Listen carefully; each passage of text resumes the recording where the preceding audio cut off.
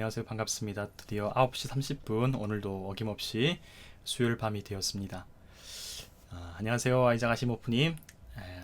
이제 처음 시작할 때부터 함께 보게 되니까 너무 좋은 것 같습니다. 함께 서로 인사하면서 서로 대화하면서 첫 시작의 문을 열고 또 말씀도 함께 읽게 되니까요. 저도 사실 처음보다 훨씬 더 기대가 되고 또 즐거울 것 같은 마음들이 시작하면서부터 생기네요. 안녕하세요. 반갑습니다. 네, 오늘 벌써 우리가 이 성경을 읽는 시간을 가진 지 16번째 시간이 되었습니다. 오늘은요, 우리가 너무나 잘 알고 있는 오병이어의 사건의 말씀을 읽게 될 텐데요. 마가복음 6장 30절부터 44절까지의 말씀을 읽으면서 오늘 우리에게 주신 하나님의 음성에 귀를 기울여보는 이 밤이 되면 어떨까 생각해 봅니다. 사실 우리가 신약 성경의 말씀을 읽을 때 여러 가지의 주제들을 발견하게 되거든요. 병자들, 그리고 귀신 들린 자들, 그리고 우리의 삶 속에서 경험하는 다른 사람들과의 관계나 그리고 믿음으로 살아가는 현실들에 관한 다양한 주제들을 우리가 보게 되는데요. 오늘은 신약 성경의 가장 중요한 주제 중에 하나인 가난의 문제, 빈곤에 관한 문제가 특별히 말씀 가운데 부각되게 됩니다. 요즘 우리도 부동산 문제라고 할까, 코로나 경제 위기, 그리고 지지난주에는 인국공 이렇게 해서 우리 청년들의 직장 생활 그리고 취직에 관한 문제들이 우리 가장 큰 피부에 와닿는 이슈가 되었었는데요.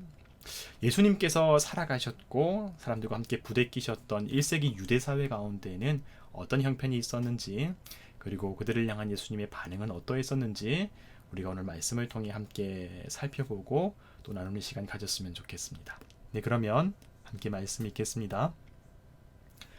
사도들이 예수께 모여 자기들이 행한 것과 가르친 것을 낱낱이 고하니 이르시되 너희는 따로 한적한 곳에 가서 잠깐 쉬어라 하시니 이는 오고 가는 사람이 많아 음식 먹을 겨를도 없음이라. 이에 배를 타고 따로 한적한 곳에 갈새 그들이 가는 것을 보고 많은 사람이 그들인 줄 안지라. 모든 고을로부터 도보로 그곳에 달려와 그들보다 먼저 갔더라. 예수께서 나오사 큰 무리를 보시고 그 목자 없는 양 같음으로 인하여 불쌍히 여기사 이에 여러 가지로 가르치시더라. 때가 저물어 가매 제자들이 예수께 나와 여짜오되 이곳은 빈들이요 날도 저물어 가니 무리를 보내어 두루 촌과 마을로 가서 무엇을 사 먹게 하옵소서. 대답하여 이르시되 너희가 먹을 것을 주라 하시니 여짜오되 우리가 가서 200데나리온의 떡을 사다 먹이리이까. 이르시되 너에게 떡 몇 개나 있는지 가서 보라 하시니 알아보고 이르되 떡 5개와 물고기 2마리가 있더이다 하거늘. 제자들에게 명하사 그 모든 사람으로 때를 지어 푸른 잔디 위에 앉게 하시니 때로 100명씩 또는 50명씩 앉은지라. 예수께서 떡 5개와 물고기 2마리를 가지사 하늘을 우러러 축사하시고 떡을 떼어 제자들에게 주어 사람들에게 나누어 주게 하시고 또 물고기 2마리도 모든 사람에게 나누심에 다 배불리 먹고 남은 떡 조각과 물고기를 12바구니에 차게 거두었으며 떡을 먹은 남자는 5,000명이었더라. 아멘. 이것이 오늘의 말씀입니다. 네, 여러분 어떠셨나요? 우리가 함께 말씀을 지금까지 3번 말씀을 읽었는데요. 여러분 이 말씀의 의미가 잘 느껴지셨나요? 오늘 우리가 이 내용 자체가 그리고 이 흐름 자체가 참 안정적이게 느껴지죠. 내용도 간결하고 또 어렵지 않습니다. 그리고 가장 무엇보다도 우리에게 너무나 익숙한 말씀이기 때문에 이 말씀 자체가 우리 각자에게 다가오는 느낌이 이전의 말씀들보다는 조금 더 편안하게 다가오지 않을까 생각해 봅니다. 예전에 제가 만났던 교회를 다니지 않는 분들조차도 이 오병이어의 말씀, 떡 5개와 물고기 2마리로 5,000명을 먹이신 이 이야기들은 다 알고 계시더라고요. 여러분 다시 한 번 더 우리가 이 말씀을 읽게 되었는데요. 어떠셨어요? 그래 예수님께서 저런 일들을 또 하셨지. 참 예수님 능력 좋으시지. 내가 잘 아는 좀 친숙한 내용이 나왔네. 이런 마음을 가지고 읽으셨습니까? 아니면 혹시 이전에도 다 읽어본 내용이지만 그리고 다 알고 있는 내용이지만 조금 다른 모습이 새롭게 느껴지는 부분이 있지는 않으셨나요? 우리 함께 차근히 나눠볼 텐데요. 앞으로 언제든지도 좋고요. 그리고 혹시 중간중간에 각자가 기록해 놓으셨다가 나중에 어떤 시기가 되었을 때에 그 다음에 채팅창을 통해서도 괜찮으니까요. 여러분 언제나 이 댓글창을 통해서 여러분이 가지고 있는 생각과 또 질문과 또 그리고 여러분 각자가 새롭게 발견하게 된 부분이 분명히 있을 겁니다. 그리고요, 제가 기본적인 흐름 자체는 제가 이어가면서 제가 읽으면서 느낀 부분들과 여러분에게 안내드릴 부분들을 제공해드리겠지만, 여러분 궁극적으로는 이 시간 자체가 나중에는 제 목소리가 갈수록 적어지면 좋을 것 같아요. 여러분께서 느끼셨던 부분, 또 새롭게 발견하신 부분들이 계속 채팅창을 통해서 올라오게 되어서 우리가 함께 생각을 나누게 되면서 제가 해드리는 부분은 이 어떤 그 경계를 넘어서게 되면 이 말씀의 부분을 이탈하게 됩니다. 그리고 이 안에서는 충분히 얼마든지 자유롭고 건강한 대화들을 해나가면서 우리의 상상력과 우리 각자의 해석과 삶들을 이 안에서 참 나눌 수 있도록 그런 부분들을 제공하고 안전하게 인도하는 부분들이 제가 할 수 있는 좋은 역할들이거든요. 그래서 나중에는 점점 더 우리가 성숙하고 성장하여서 우리 스스로가 발견한 말씀의 내용들과 또 삶의 이야기들을 해나가게 되면 정말로 말씀을 우리 스스로도 나중에는 정말로 누구에게 의존하지 않더라도 말씀을 직접 읽을 수 있는 참으로 좋은 과정들이 우리에게 생겨나게 될 줄로 믿습니다. 지금은요, 제가 차근차근히 해나갈 테니까요, 그 가운데에서 함께 이 말씀을 살펴보도록 하겠습니다. 오늘의 말씀 크게 세 부분으로 구성되는데요. 처음 부분은 30절부터 34절까지의 말씀이 됩니다. 제자들이 전도 사역을 마치고 이제 다시금 예수님께로 돌아온 그 이후의 모습이 그려지는데요. 예수님 보셨을 때 제자들에게는 휴식이 필요하였습니다. 그리고 많은 사람들이 그들을 보면서 따라오는 장면까지도 이 첫 번째 장면 가운데 포함되게 됩니다. 그 첫 번째 장면이 지나가서 두 번째 장면으로 흘러가게 되었을 때에 35절부터 38절까지는 제자들과 또 그들을 따라온 수많은 사람들의 형편이 어떠하였는지를 보여주고 있는 장면입니다. 그들은 모두가 힘없이 처져 있었고 누군가의 도움이 필요해 보이는 사람들이었습니다. 불쌍한 마음을 가지셨던 예수님께서는 그들을 먹일 수 있도록 제자들에게 말씀하였지만 그들이 가지고 있었던 소유는 무엇이었죠? 단지 물고기 2마리 그리고 떡 5덩이 밖에 없었기 때문에 그 말씀 가운데 어떤 행동을 취할 수가 없었습니다. 네, 마지막으로 세 번째 장면은요, 39절부터 44절까지의 말씀이 이어지게 됩니다. 예수님께서 구체적인 행동을 보여주시게 되죠. 지쳐있는 사람들, 배고픈 사람들, 그리고 제자들. 돕고 싶지만 현실은 여전히 가난과 빈곤이 가득해 있었던 제자들의 형편. 그때 예수님께서 일어나셔서 그들을 도우시는 모습이 잘 기록되어 있는데요. 우리가 이제 이 첫 번째 장면부터 세 번째 장면을 한 장면씩 다시 읽으면서 이 말씀을 깊이 몰입해 보도록 하겠습니다. 그러면서 중간중간에 우리가 묵상한 바를 함께 나누는 시간들 갖도록 할게요. 우리가 한 장면마다 제가 한 1분씩 드리도록 하겠습니다. 그 시간 속에서 1분의 시간 속에서 함께 읽으면서요. 제가 한번 읽긴 할 테지만 여러분도 함께 읽으시면서 그동안에 함께 말씀을 또 곰곰이 살펴보는 시간들 되면 묵상해보는 시간 되면 좋겠습니다. 네, 시시님 안녕하세요. 네, 반갑습니다. 처음 뵙겠습니다. 잘 오셨어요. 예, 오늘 우리가 함께 매주 이렇게 성경 읽는 밤 하고 있는데요. 오늘은 마가복음의 말씀 6장 30절부터 읽고 있어요. 함께 읽으시면서 자유롭게 채팅에 글도 남겨주시고 하면 좋을 것 같아요. 네, 그러면 우리가 첫 번째 장면 말씀 한 번 더 읽도록 하겠습니다. 30절부터 34절의 말씀입니다. 한번 읽을게요. 읽으면서 곰곰이 이 말씀을 한 번 더 깊이 묵상하면서 살펴보는 시간 갖도록 하겠습니다.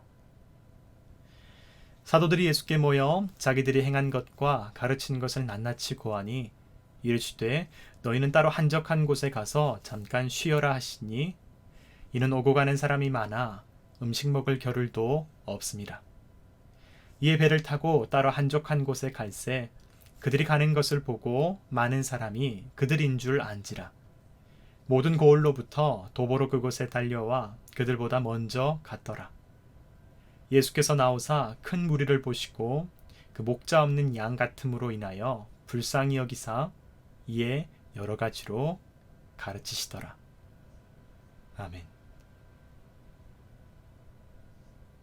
네, 오늘 우리가 첫 번째 장면을 우리가 함께 다시금 읽고 또 돌아보는 살펴보는 시간을 갖고 있습니다. 자, 내용을 살펴보니까요, 제자들이 전도 사역을 마치고 돌아온 길이었습니다. 사실 우리가 생각하기로 지난주에 어떤 말씀을 읽었죠?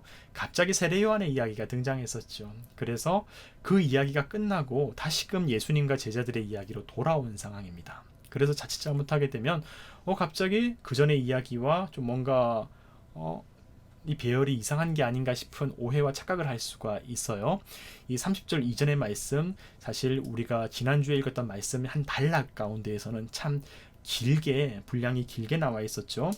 그 가운데 6장 14절부터 29절까지 말씀은요, 세례 요한의 이야기가 갑자기 등장했었습니다. 이런 과정들을 함께 우리가 살펴보면서 오해하지 않도록 우리가 말씀의 줄기를 잘 이어갔으면 좋겠습니다. 네, 돌아온 제자들이 예수님 앞에 나와서 전도하며 있었던 일들을 얘기를 하는데 그 얘기가 마치 무용담을 얘기하는 것 같지 않겠습니까? 하나도 빠짐없이 이런 일이 있었고 이런 놀라운 일들이 있었습니다. 우리가 직접 해냈습니다. 저는 이 모습 보면서 마치 그런 느낌을 받았어요. 부모님께 칭찬받기를 원하는 아이들처럼. 그러면서 빠짐없이 낱낱이 얘기하는 모습이 펼쳐져 있죠. 아마도 그들의 어떤 전도 사역 가운데 너무나 성공적이고 하나님 말씀처럼 정말로 병자들과 귀신 들린 자를 치유하면서 또 복음이 선포되는 곳곳마다 있었던 놀라운 형편을 보면서 참 들뜨고 행복했던 것 같습니다. 그 모습을 보시면서 예수님의 반응은 생각보다 조금 어떤 느낌일까요? 여러분 어떠셨어요? 제가 느끼기로는요, 그때 예수님의 반응은 사실 좀 칭찬해 줄 법한데, 조금 함께 들뜰 법한데도 예수님은 상당히 침착한 모습을 보여주시는 것 같았어요. 대단히 차분하게 이제는 너희가 조금 한적한 곳에 가서 쉬라고 말씀해 주시면서 그 제자들의 형편을 이제 다독거리는 모습을 보여주셨습니다. 하지만 이제 한적한 곳에 배를 타고 가서 쉬려고 했는데 어떤 일이 벌어지게 되었죠. 애초에 배를 타고 간 것조차도 오고 가는 사람들이 너무 많아서 음식 먹을 겨를도 없었기 때문에 배를 타고 간 것이었는데, 이 때로 움직이는 그 길 가운데에서 따라오는 사람들이 너무나 많았던 거예요. 아마도 반응이 이 제자들이 이미 사람들에게 참 많이 알려졌던 것 같습니다. 이제는 예수님만이 아니라 제자들도 그 지역 가운데에서 수많은 사람들의 인정과 또 수많은 어떤 표현이 괜찮을까요? 추종했다고 그럴까요? 수많은 사람들이 그들의 어떤 활동들과 기적들을 보면서 참 많이 따라왔었죠. 말씀 한번 보면요, 그 묘사가 상당히 참 우리의 이목을 끌 수 있도록 이렇게 표현되어 있는데요. 말씀 한번 보도록 하겠습니다. 33절 말씀이에요. 33절 말씀에 보면 이렇게 기록되어 있습니다. 그들이 가는 것을 보고 많은 사람이 그들인 줄 안지라. 모든 고을로부터 도보로 그곳에 달려와 그들보다 먼저 갔더라. 네, 이렇게 나와 있습니다. 상당히 표현이 되게 극적으로 잘 묘사되어 있죠. 모든 고을로부터. 그냥 그 동네 사람들이 아니고요. 주변의 모든, 물론 100%겠습니까? 그런 의미가 아니라 되게 문학적인 표현이죠. 모든 고을로부터 수많은 사람들이 나와서 도보로, 발로 걸어서 근데 그 모습이 달려왔다고 그랬잖아요. 그러니까 급한 거예요. 정말 보았다. 우리가 마치 연예인을 보는 것처럼, 아니면 내게 정말 간절히 만나고 싶은 바로 그 사람을 바로 눈앞에 목격했던 것처럼 그 사람들이 참 뛰어나왔다고 합니다. 아마도 이 제자들의 사역이 가장 초반부에 나와 있던 것처럼 그들의 말만이 아니라 사람들로부터 정말 인정받고 있었던 사역이라는 것이 이 그들의 반응을 통해서 입증되고 있는 것을 우리가 목격하고 있습니다. 사실 여러분, 제가 이 말씀 읽으면서요, 저도 그렇고요, 여러분도 그렇고요, 우리의 삶과 그리고 하나님을 향한 봉사도 사실 저는 이렇게 되었으면 좋겠습니다. 우리가 어떤 우리 스스로 얘기하는 말만이면 사실 조금 그렇잖아요. 내가 어떤 나의 삶을 얘기하는 게 아니라요, 나와 함께 했었던 사람들이, 그리고 우리의 일상들을 보았던 사람들이 그들에게 인정받아서, 그리고 그들의 우리의 삶을 통해 하나님께 영광을 돌릴 수 있는 시간들이 되었으면 얼마나 좋을까요? 그러면 오늘 이 말씀처럼 그들이 결국 어떤 일이 되게 되는 겁니까? 단지 그들이 나를 높이는 것이 아니라 결국 예수님을 만나게 되는 것이죠. 우리가 그 일들을 통해서 예수님을 전하게 되고 예수님을 안내하고 인도할 수 있는 귀한 도구로서 우리가 우리의 삶을 드릴 수 있게 되는 것입니다. 네, 오늘의 말씀을 보니까 예수 그리스도의 제자들은요, 그 제자들을 통하여서 제자들만 따라간 것으로 그치지 않고 결국 이 제자들을 통해서 예수님께로 나아오게 되는 것, 이 과정들을 우리에게 보여주었습니다. 바로 이것이 온전한 전도가 되는 것이고 봉사가 되는 것이고 믿음 생활이 되는 것이 아닐까 생각해 봅니다. 여러분, 우리가 전도할 때나 교회 안에서나 바깥에서나 봉사하고 또 우리가 신앙을 가지고 살아갈 때나 이런 일들이 있었으면 좋겠어요. 우리가 정말 우리의 어떤 노력과 어떤 성실한 삶과 또 섬김의 마음을 통해서 내가 영광을 받고 내가 착한 사람이다 칭찬받고 이렇게 되면 사실 그 의미가 사실 퇴색되는 거죠. 우리를 통해서 어떻게 저들이 신앙생활을 하게 되었는지, 어떻게 저들이 살았더라면, 무엇을 배웠더라면, 저들이 만났었던 예수 그리스도가 누구였기에 저들이 저런 삶을 살아갈 수 있을까라는 얘기를 들을 수 있어야지 우리가 건강한 신앙생활을 하는 것이고 신앙훈련을 받은 것이고 또 제대로 된 봉사와 전도를 하는 것이라고 할 수 있지 않겠습니까? 네, 오늘의 말씀을 보니 그렇게 해서 결국 이 사람들이 제자들을 통해 예수님을 만났습니다. 그때 예수님의 반응은 어땠습니까? 이 부분 함께 읽어야 될 것 같아요. 34절 말씀이에요. 34절 말씀 함께 읽도록 하겠습니다. 예수께서 나오사 큰 무리를 보시고 그 목자 없는 양 같음으로 인하여 불쌍히 여기사 이에 여러 가지로 가르치시더라. 여러분 어떠신가요? 저는 이 표현이 되게 제 마음을 이 가슴을 친다고 해야 될까?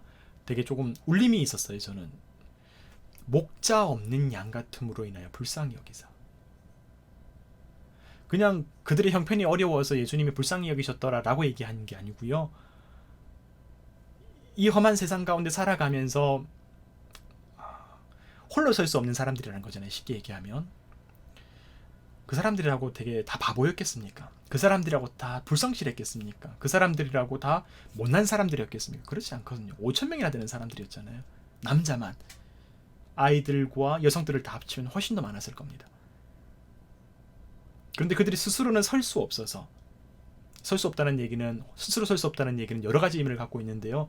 단순히 어떤 그 심지가 굳고 연약하고 이런 문제만이 아니라 그들의 어떤 경제적인 형편, 그들의 건강, 그들의 내면, 이 모든 것이 총체적으로 혼자서는 자기의 삶을 책임질 수 없는 연약한 상태를 다 얘기하는 것 아니겠습니까?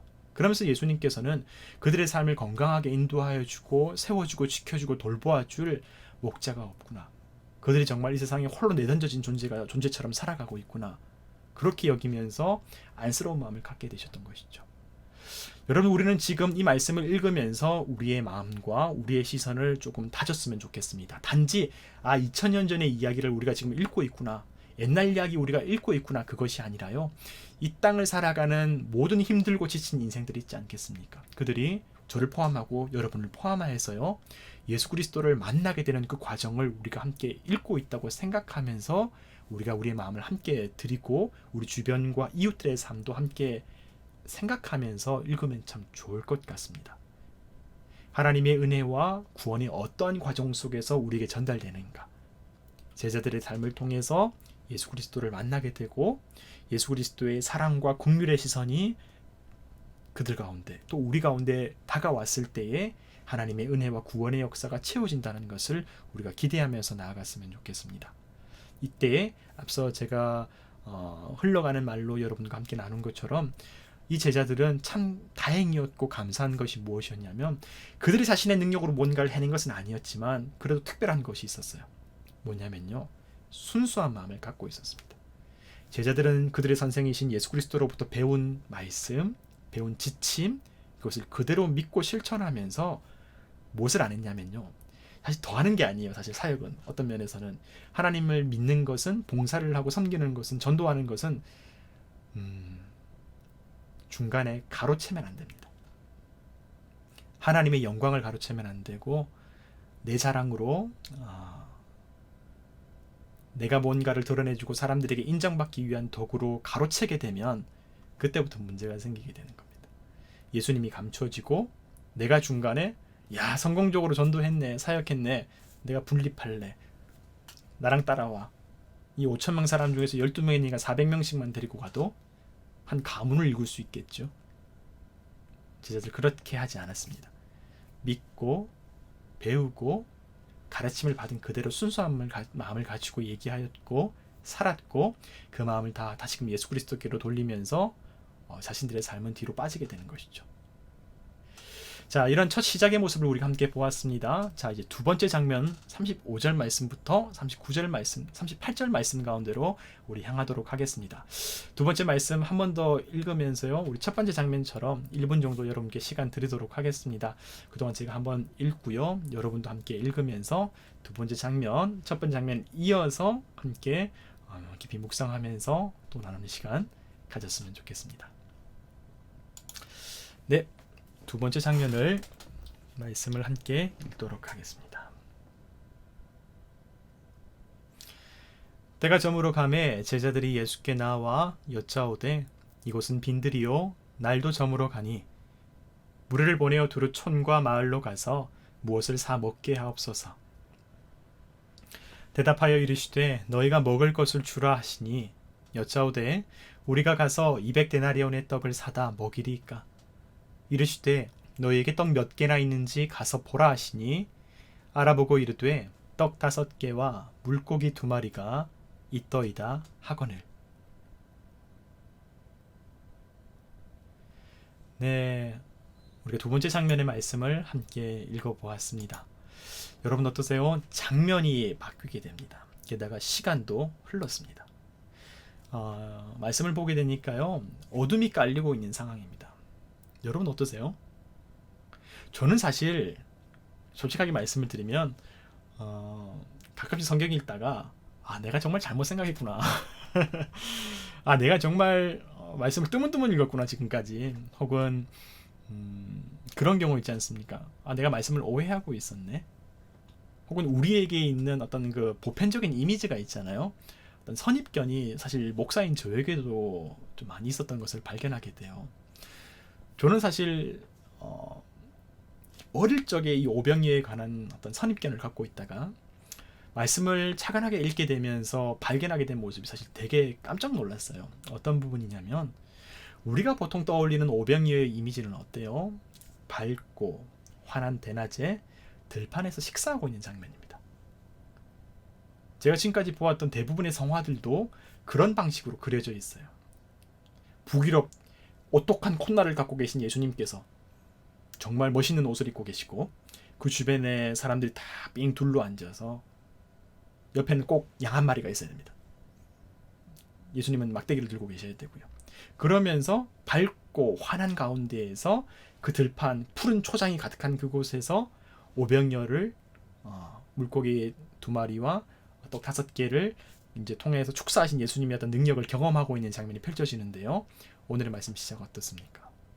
어둠이 깔리고 있습니다. 환한 대낮이 아닙니다.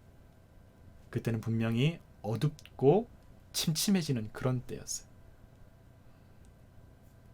35절의 말씀처럼 텅 빈 들에서 어둠은 깔려오고 있고 그들의 마음은 피로와 상심이 그들의 마음이 그들의 현실 가운데 보여지는 그런 공간이 이 오병이어의 무대였던 것입니다. 아마도 사람들의 마음, 그 사람들의 형편, 그 사람들의 실제적인 일상들이 이 상황과 정말 잘 드러나는 것이 아닐까 싶은 생각을 해봤어요. 우리의 마음, 우리의 형편이 이와 다르지 않구나. 자, 오늘의 말씀을 세밀하게 읽은 분들은 이미 발견하셨을 것 같습니다. 이 어두운 부분만이 아니라요, 오늘의 말씀에 계속해서 등장하고 있는 이미지가 있어요. 어떤 부분이냐면 이 말씀 가운데 빈들이라고 표현되어 있는 부분입니다. 35절 말씀 가운데 이 텅 빈 들판 가운데에서 사실 이 빈들이 31절 말씀 가운데에는 다르게 번역되어 있습니다. 31절 말씀 한번 볼까요?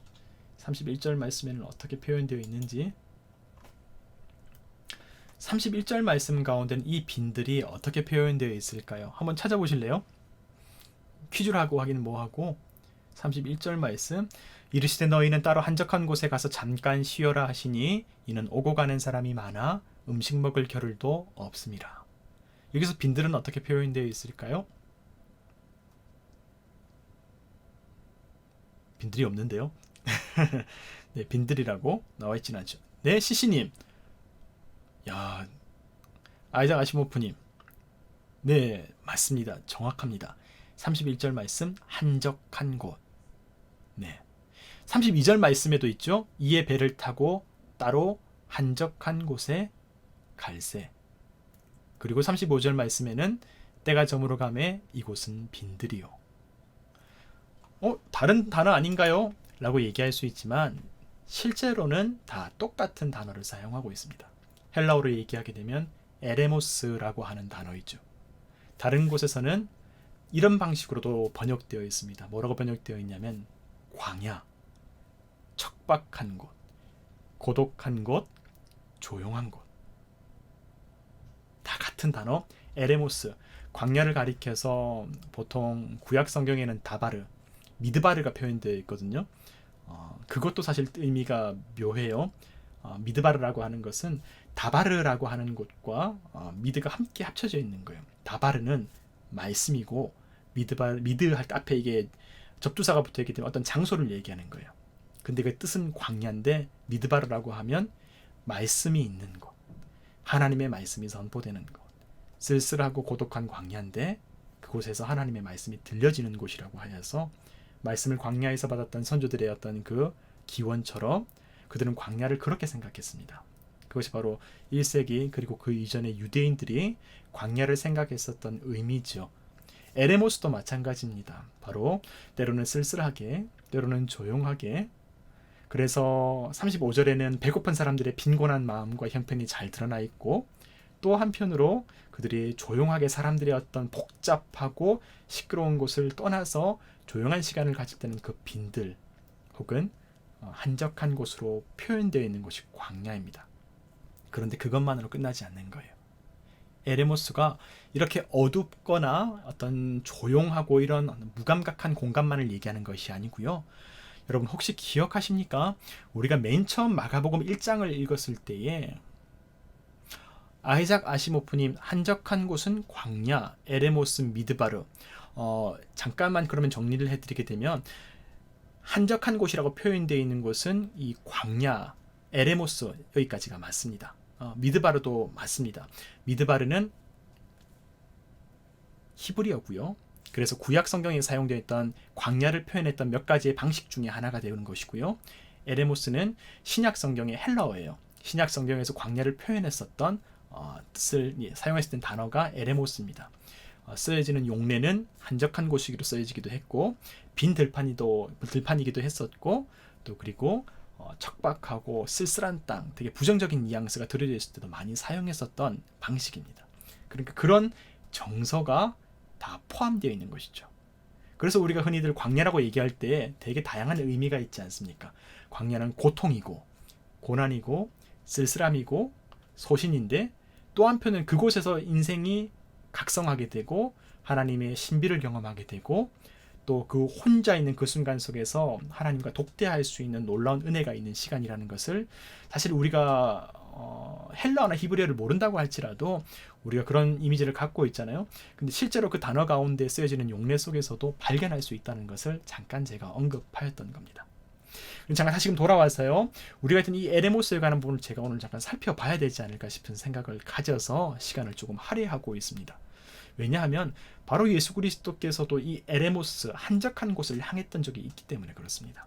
언제냐면 마가복음 1장 가운데 예수님께서 가버나움에서 밤 늦은 시간까지 병자들과 귀신 들린 자들을 고치신 이후에 홀로 새벽에 일어나셔서 그 새벽 미명에 한적한 곳에 가셔서 기도하셨더라 라는 말씀이 마가복음 1장 가운데 기록되어 있습니다.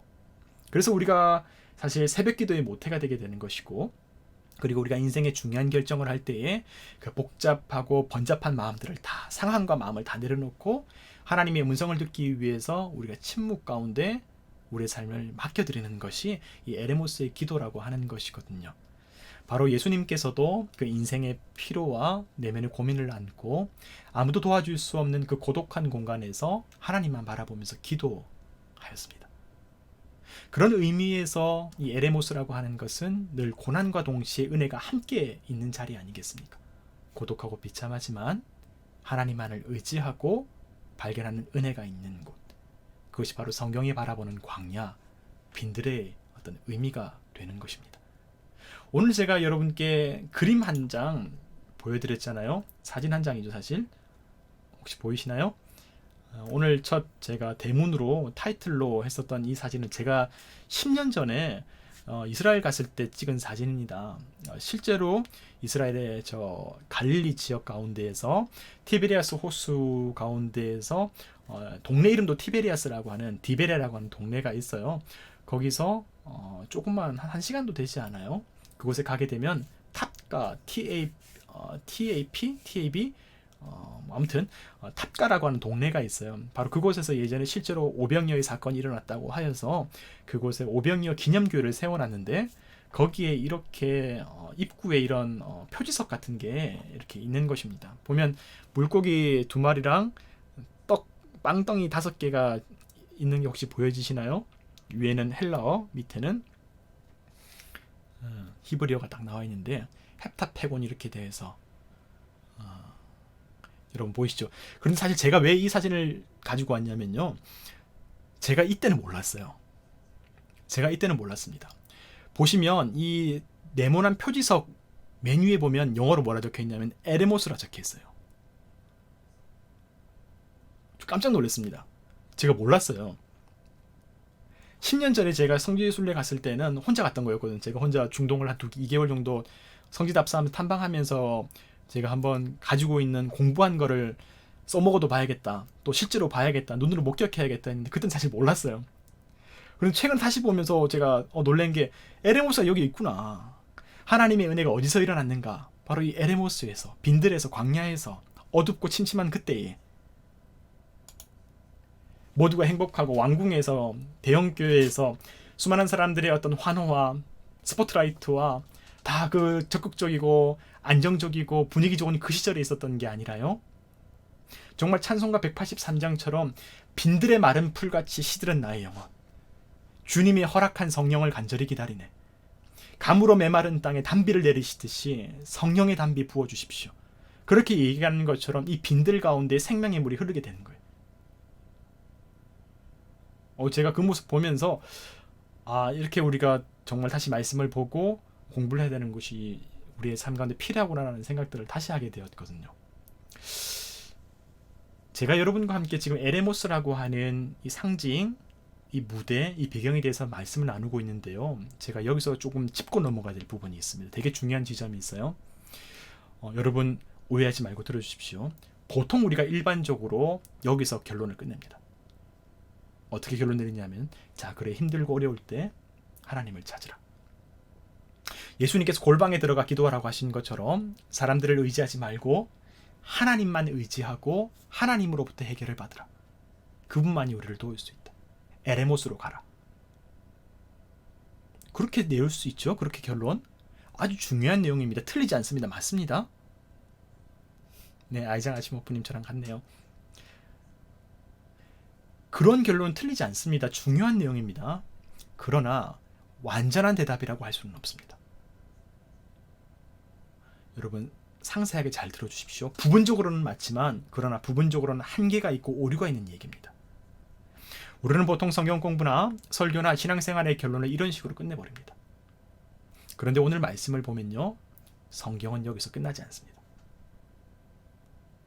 그들이 빈들에서 해 저물 때에 줄임배를 움켜쥐고 각자 알아서 기도했더라. 각자 알아서 그 자리에서 기도하여서 빈곤에서 탈출하고 문제가 해결되었더라. 성경이 그렇게 기록되어 있습니까? 그렇지 않습니다. 성경은 그렇게 기록되어 있지 않습니다. 예수님은 그렇게 결론 내리지 않았습니다. 힘들 때 기도하면 하나님께서 응답해 주시리라는 말씀은 너무나 중요한 기독교 신앙의 메시지입니다. 이만큼 중요한 신앙의 핵심이 없습니다. 하지만 그것이 전부가 되어버리면요, 교회는 필요가 없습니다. 우리도 필요 없고, 친구도 필요 없고, 가족도 필요 없고, 사랑하는 마음도 필요 없습니다. 그런 극단적인 형편이 벌어지게 되는 겁니다. 어디서 이렇게 행동하고 있습니까? 신천지나 이단 사입이나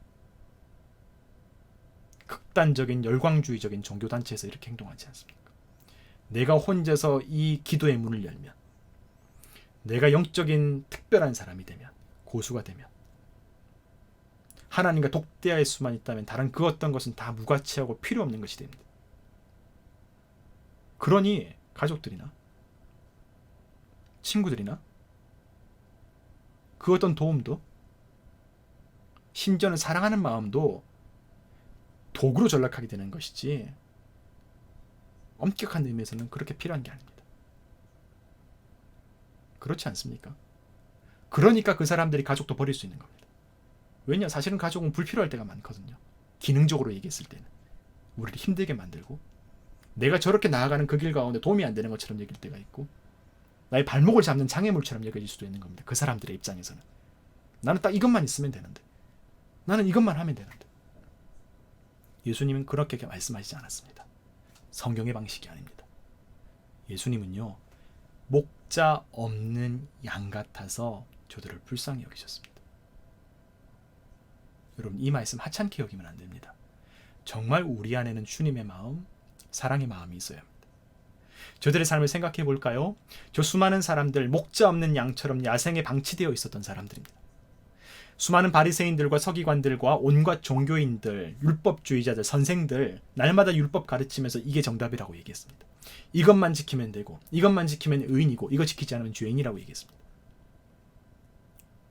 그거 가르치면 다 끝난다고. 진짜 그 사람들의 눈물과 현실 가운데는 그들 다 어디 있었습니까? 지금 그렇게 가난하고 힘들고 지쳐있는 그 사람들의 삶의 현장 가운데에서 그 대단하다고 얘기했던 사람들 다 어디 갔습니까? 정말 배고프고 지쳐있을 때 그들 곁에는 누가 도움을 주었습니까? 34절의 말씀에서 예수님께서 그들을 불쌍히 여기신 뒤에 곧바로 먹을 것을 준 것이 아니에요. 그들에게 가르침을 가르쳐 주셨어요. 그 이유가 여기에 있습니다. 엉뚱한 것만 가르치는 사람들, 뭐가 중요한지도 모르고 사람들의 마음을 혼란스럽게 만드는 사람들로부터 그들을 구출해내야 됐던 거예요. 그들에게는 정말로 올바른 가르침, 진리가 필요했습니다. 생명의 말씀, 사랑의 말씀이 필요하였고, 그 말씀을 가르치신 이후에 예수님께서는 그들이 지쳐있는 형편들을 돌보면서 빈들에서 자, 이제 너희가 각자 기도해서 해결해라 라고 말씀하지 않으셨던 거예요. 그 다음 장면 보면 이렇습니다. 제자들이 첫 시작을 열었죠. 선생님, 저들이 각자 마을에서 무언가 사 먹게 해야 되겠습니다. 하지만 예수님께서는 그 말씀을 받아서 어떻게 얘기하십니까? 너희가 그들을 먹이라. 그냥 보내지 말고, 각자에게 맡기지 말고, 걔네들이 기도하면 알아서 하겠죠, 뭐 이런 얘기 다 듣지 말고 너희가 그들을 먹이라. 제자가, 교회가, 공동체가 세상을 살리고 도우라는 얘기한 겁니다. 문제는 그 다음이에요. 이것은 당연한 얘기입니다. 이것은 아주 당연한 얘기입니다. 문제는 그 다음에 발생하는 거예요. 제자들이 말했잖아요. 선생님, 저희에게 200데나리온이나 되는 돈이 어디 있습니까? 이게 문제인 겁니다. 돈이 없는 게 문제인 겁니다. 데나리온은 로마의 화폐의 일종이잖아요. 1데나리온이라고 하는 것이 우리가 하루에 일했던 노동자, 군인들의 하루 품삯이라고 얘기를 합니다. 그러니까 사실 200데나리온이라고 하면 엄청난 액수가 되게 되는 것입니다. 되게 보수적으로 계산하여서 1데나리온을 하루 품삯 한 5만 원에서 7만 원 사이. 사실 요즘에 우리의 어떤 그 하루 시급을 생각하게 된다면 최소 6, 7만 원은 가게 되겠죠. 근데 한 5만 원 잡고요. 우리 고전적으로, 보편적으로 좀 보수적으로 잡아서 5만 원이 200데나리온이라고 한다면 1000만 원입니다. 사실 큰 돈입니다. 우리가 그 돈이 어디에 있겠습니까? 사실 근데 여기서도 우리가 알 수 있는 거예요. 10명이 넘는 제자들이 돈을 다 모아도 1000만 원이 안 되는 거예요. 이 액수도 큰 게 문제고요. 이곳에 모이는 사람 다 합쳐도 그 돈이 없다는 게 문제예요. 이게 둘 다 문제인 거예요. 너무나 어려운 현실이 보여지는 거예요. 가지고 있었던 게 뭐죠? 기껏해야 손에서 다 털어서 나오는 것, 물고기 2마리와 떡 5개. 그래서 오병이어가 여기서 나오게 된 겁니다. 그냥 멋있게 짠 오병이어가 아니라. 그런 의미에서 여러분, 오병이어라고 하는 것은요, 무척이나 슬픈 이름입니다. 우리에게 선생님 이거밖에 없습니다. 1000만 원은 고사하고 200데나리온은 고사하고 우리가 가지고 있는 건 이거밖에 없습니다. 우리도 빈곤합니다. 우리도 없습니다. 여러분, 예수님께서는요, 결코 다른 사람의 아픔을 모른 척하지 않으셨죠? 사실 여기에 있는 사람들, 예수님하고 상관없는 사람들입니다. 나랑 친한 사람, 내게 도움이 되고 필요한 사람, 지금은 없지만 이 사람들 잘 어떻게 하면 나중에는 내게 도움이 될 수 있는 사람, 그런 사람들 아니에요. 그런 사람들 아니에요. 그냥 사실 어쩌면 소비하고 끝날 수 있는 사람들이에요. 예수님은 그곳에 머물러 있지 않잖아요. 그냥 그 순간순간에 충실하신 분이시잖아요. 그곳에 모여서 뭔가 가문을 일구고 교회를 세우고 이런 분이 아니셨잖아요. 나에게 도움이 되지 않고 다시 못 볼 사람이라고 할지라도 그들을 외면하지 않았을 때에 하나님의 세계가 시작된다는 것을 예수님께서 알고 계신 겁니다. 각자 알아서 해결해. 한적한 곳에 가서 기도해. 하나님께서 해결해 주실 거야. 그러면서 신앙인이라고 하는 우리는, 그리고 이런 말을 하는 사람은 다른 곳으로 쓱 사라지고, 이것이 우리의 현실이 아닐까 생각합니다. 저를 포함해서. 오늘 예수님께서 제자들에게 직접 도우라고 말씀해 주셨죠. 이것이 예수님의 방식이고, 그렇게 하기 힘든데, 그런 마음 안 생기는데 해보려고 노력하고 순종하는 게 올바른 신앙의 훈련입니다. 문제는 돈이 없는 거죠. 순종할 때 문제가 생기는 거예요. 순종 안 하면 문제 안 생깁니다. 그냥 나는 모르겠습니다 하면 문제 안 생겨요. 순종하려다 보니까 문제가 생기는 거예요. 가지고 있는 게 없으니까. 형편이 어렵고 재주가 없고 어려움이 많으니까요. 여러분, 그래서요, 이렇게 반응할 수 있다는 것은 아주 좋은 반응입니다. 내가 없다고 얘기할 수 있는 것, 내가 부족해서 슬퍼할 수 있는 것, 정말 자연스럽고 선량하고 올바른 대답입니다. 그것이 상식적인 대답이에요. 어쩌면 저는 이것이 예수님께서 원하셨던 대답이라고 생각합니다. 이 대답해라고 시킨 거예요. 왜냐하면 그래서 예수님이 계시기 때문입니다. 그래서 믿음이 있는 거예요. 우리가 다 할 수 있으면 믿음이 왜 필요하고, 우리가 돈이 다 많아서 다 해결해 주면 교회가 왜 필요하고 예수님이 왜 필요하겠습니까? 그런 의미에서 우리는 성경이 우리에게 일러주고 있는 우리의 한계, 우리의 약한 모습, 나의 죄성, 이런 부분들을 인정하는 것이 현명합니다.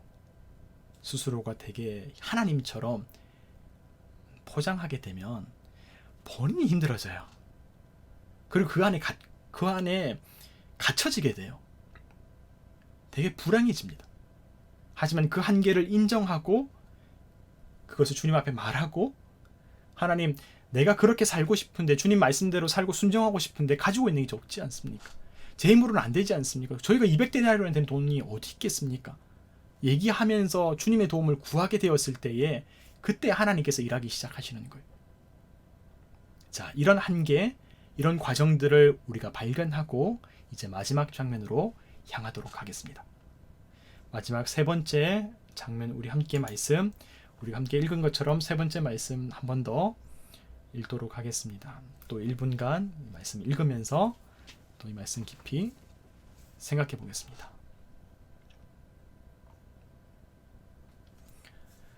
제자들에게 명하사 그 모든 사람으로 떼를 지어 푸른 잔디 위에 앉게 하시니 때로 100명씩 또는 50명씩 앉은지라. 예수께서 떡 5개와 물고기 2마리를 가지사 하늘을 우러러 축사하시고 떡을 떼어 제자들에게 주어 사람들에게 나누어 주게 하시고, 또 물고기 2마리도 모든 사람에게 나누심에 다 배불리 먹고 남은 떡 조각과 물고기를 12바구니에 차게 거두었으며 떡을 먹은 남자는 5,000명이었더라. 아멘.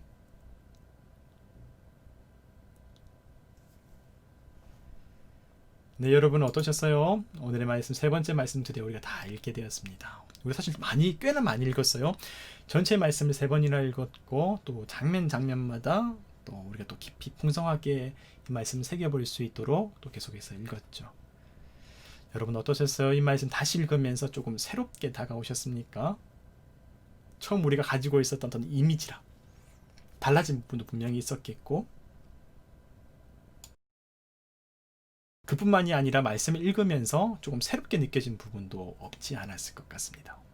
아이작 아시모프님 말씀처럼 이렇게 생각하니까 정말 먹이고 싶은 생각이었네요. 제자들은 전 그냥 말대꾸라고 생각했었어요. 예, 한탄 같은 말로. 그러니까 우리가 이 성경을 조금 진지하게 바라봤을 때는 제자들이 가지고 있었던 진심, 그 중심, 그것을 우리가 포용적으로 이해하면서 읽을 수가 있겠고, 하지만 동시에 그들의 한계와 또 약점들을 보면서 그 모든 과정들을 인도하시는 예수님의 모습을 보면서 우리가 가지고 있는, 또 우리가 살아가면서 겪는 신앙의 문제들과 또 우리의 반응들을 예수님께서 어떻게 대하실까, 그리고 우리는 어떻게 나아가는 것이 건강하고 온전한 신앙의 모습일까라고 하는 것도 우리가 발견하게 되는 것이죠. 분명한 것은요, 오늘 제자들은 이 대목에 이르러서 자신들의 한계를 선명하게 발견했다는 사실입니다. 우리에게는 왜 돈이 없을까? 왜 나는 저들을 돕지 못할까? 왜 나는 말씀대로 살아가지 못할까?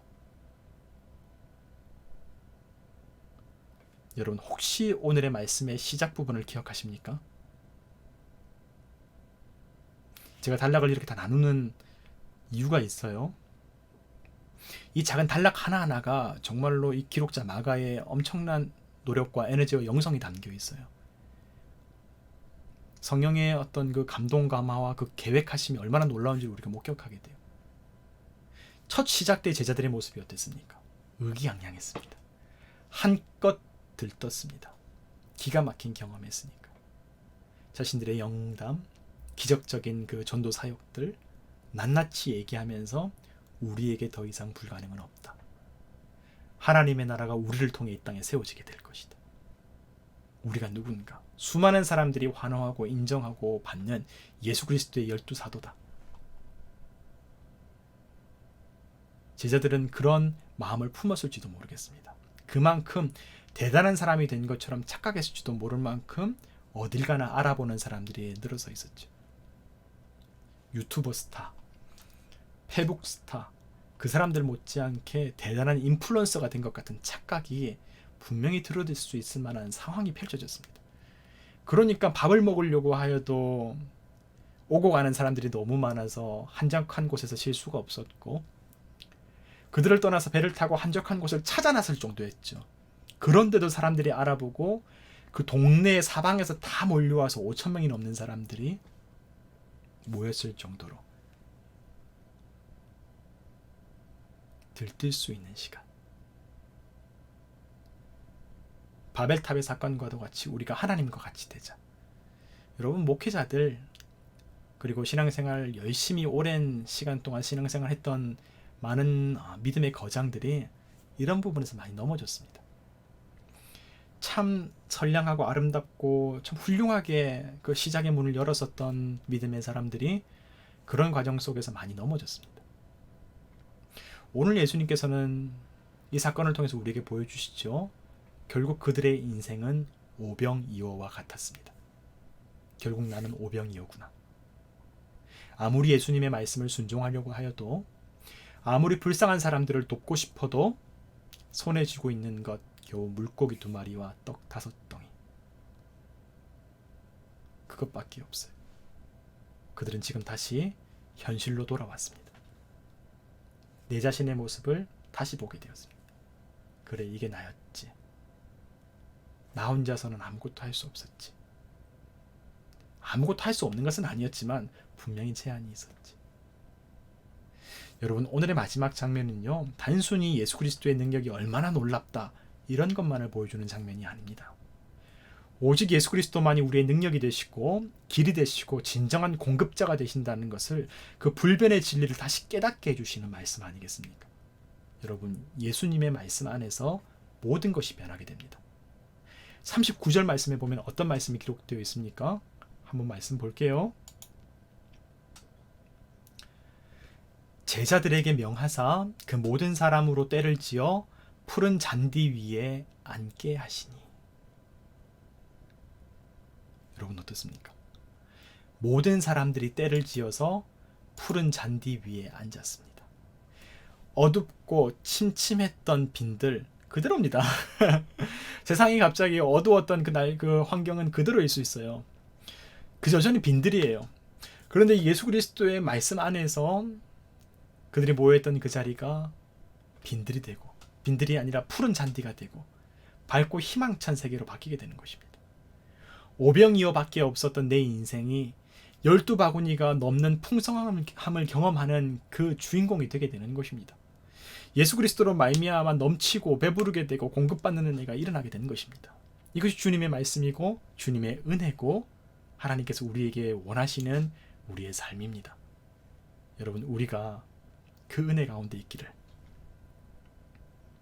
그 주님의 사랑과 그 주님의 능력 가운데 있기를 정말 간절히 바랍니다.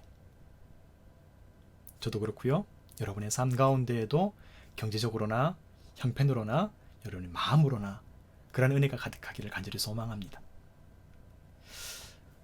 네, 그러므로 제가 이제 모든 것을 주님께 맡겨야 한다는 그 말의 온전한 의미를 한번 살펴보려고 합니다. 여러분, 모든 것은 주님의 은혜이지요. 그렇습니다. 우리는 분명히 한계가 있습니다. 하지만 그것만으로 끝나면 안 된다고 제가 계속 반복해서 말씀을 드리는 것입니다. 예수님은 그 한계를 알고 계시면서도 우리에게 직접 주변을 위로하고 도우라고 말씀하셨죠. 여러분, 이게 교회입니다. 이게 신앙입니다. 이게 신앙 훈련입니다. 이게 봉사고 전도고 섬김입니다. 우리가 다 할 수 있어서 책임지는 것 아니고요. 반대로 우리가 무책임한 것도 아닙니다. 우리는 단지 우리의 자리에서 우리가 할 수 있는 일로 최선을 다하는 것뿐입니다. 그렇게 하다 보면, 그러면서 없는 부분을 가지고 기도하다 보면, 그렇게 하루하루 살다가 보면, 그러다 보면 나는 잘 못했는데, 잘 안 되는 것 같았는데 우리의 능력이 아니라 주님의 능력이 나타나게 되는 일들을 우리가 목격하게 되는 거예요. 주님께서 내 삶 가운데 일하고 계신 것을 우리가 보게 되는 거예요. 그래서 기독교 신앙은 우리에게 항상 두 가지를 말하는 거예요. 열정을 얘기하는 동시에 겸손한 열정을 얘기하는 것이에요. 최선을 다하되 내 힘이 아니라 주님만이 가능하다는 것을 믿고 주님의 뜻을, 주님의 어떤 사역과 주님의 능력을 바라보면서 우리가 겸손하게 일해야 되는 것이에요. 바로 오늘의 말씀에 드러나 있는 우리 신앙의 모습을 가르쳐주고 있는 것입니다. 그래서 저는 오늘의 말씀을 함께 읽으면서 많은 내용을 가지고 이런 정리를 한번 해보고 싶어요. 결국 신앙은 한계를 만나면서 자라게 되는구나 라는 것을 느끼게 된 거예요. 그 한계라고 하는 것이 상처가 될 수도 있겠고, 어떤 어려움이나 아픔이 될 수도 있겠고, 어떤 거대한 벽일 수도 있어요. 그런데 결국은 그 벽을 느껴본 사람이 신앙을 알게 되고 신앙의 더 깊은 단계로 나아갈 수 있게 되는 것 같습니다. 사랑해 보아야지, 순종해 보아야지, 도전해 보아야지 내가 얼마나 연약하고 부족한 사람인지를 알게 되는 거예요. 그러면서 그 뒤에 내가 주님의 도우심을 구하면서 내 힘으로 할 수 없는 일을 주님께 구하게 되는 것이에요. 여러분, 신앙 훈련을 극기 훈련이라고 생각하시면 안 됩니다. 그러면 나도 다치고 주변 사람도 다치게 되고 성경의 말씀이 어그러지게 되는 거예요. 극기의 측면이 없지는 않죠. 나를 부정하는 일. 안 되니까 그만하지 뭐. 귀찮은데 하지 말지 뭐. 뭐 이거 한다고 돈이 생기는 것도 아닌데, 어떻게 될지도 모르는데, 기도한다고 바로 응답되지도 않는 것 같고, 하나님의 시간이 나랑 다른 것 같고. 근데 그 시간을 인내하면서 하나님의 뜻과 하나님의 때를 구하면서 살아가려는 노력과 몸부림이 정말로 나를 넘어서는 일입니다. 사도 바울의 말처럼 나는 죽은 사람 같으나 나의 겉사람은 후패해지지만 내 속사람은 날로 더 성장하게 되고 성숙하게 되고 살아나게 되는 일들이 그 가운데 경험하게 되는 것이죠. 그 시간들을 경험하게 될 때에 믿음의 세계가 우리 가운데 걸어오게 됩니다. 저는 아마 저를 비롯하여서 우리 모두가 그 사랑의 마음으로 포기하지 않고 기도하고 애쓰면서 몸부림쳤을 때에 그렇게 우리 가운데 믿음이 시작되지 않았을까 생각해 봅니다. 그리고 더 깊어지고요. 자, 그래서 우리가 자기를 사랑하는 일이나 주변 사람을 챙기는 일도 참 소중합니다. 요즘에는 그렇지 않은 사람들도 얼마나 많습니까? 자기밖에 모르는 세상이라고 말들 하지 않습니까? 하지만 우리가 정말로 온전한 신앙을 가지고 정말 하나님의 능력과 하나님의 세계 안에 살아가려고 소망한다면 나와 상관없는 사람까지도 오늘의 말씀처럼 불쌍히 여기고 사랑할 수 있어야 되지 않을까 생각해 봅니다. 그래서 여러분, 우리가 오늘날의 주변 가운데에서 교회가 우리는 정당하지 않느냐, 우리는 이렇게 하게 되면 잘못된 것 아니냐. 잘못된 건 아니죠. 교회가 이기적이라고 할지라도 법적인 테두리를 벗어나지 않는다면 불법적인 건 아닙니다. 하지만 교회와 믿음은 불법 안 하려고 있는 게 아니에요. 나와 상관없는 사람까지도 사랑하게 되면서 교회가 있는 것이고 하나님의 나라가 있는 것이고 믿음이 있는 것이에요. 그곳에서 믿음이 제대로 성장하는 거예요. 겨우 우리가 남들도 저렇게 하는데 왜 우리가 이렇게 하면 안 되냐, 이 정도로 얘기를 하게 되면 사실은 안 됩니다. 그러면 그것이 어떻게 신앙이고 그곳에서 어떻게 하나님의 능력이 나타날 수 있을까요? 여러분, 정말로 우리가 12바구니 넘는 풍성한 은혜, 12바구니 넘으니까 어떻겠습니까? 12명의 제자들이 한 바구니씩 가져도 그것보다 더 많은 은혜가 넘치는 거예요. 각자 자기의 몫보다 다 배당하여 주더라도, 각자 자기의 몫을 다 가지더라도 풍성한 은혜가 다 남게 됩니다. 넘치도록 남게 됩니다. 여러분, 그 은혜가 정말 주님의 말씀에 따라 살아가기를 소망하는 저와 여러분의 삶 가운데 채워지는 일들이 일어나기를 간절히 바랍니다. 여러분, 제가 오늘 말씀을 읽고 준비하면서 느꼈던 부분은 여기까지고요. 여러분은 어떠셨습니까? 제가 말씀 나누는 가운데에서 많은 댓글들을 남겨주셨는데요. 네, 같이 공감하고 있는 부분 같아요. 네, 잠시 후 2부에서는요. 여러분의 생각과 느낀 바를 조금 더 풍성하게 나누면 어떨까 싶은 생각을 갖고 있습니다. 그리고 한 주 동안 신앙생활 하면서 겪었던 일들, 그리고 질문도 함께 나누면 어떨까 생각합니다. 오늘 제가 여러분과 함께 나눴던 말씀 기억해 주시고요. 제가 잠깐 기도하고 오늘 함께 읽었던 말씀의 정리를 마무리하도록 하겠습니다.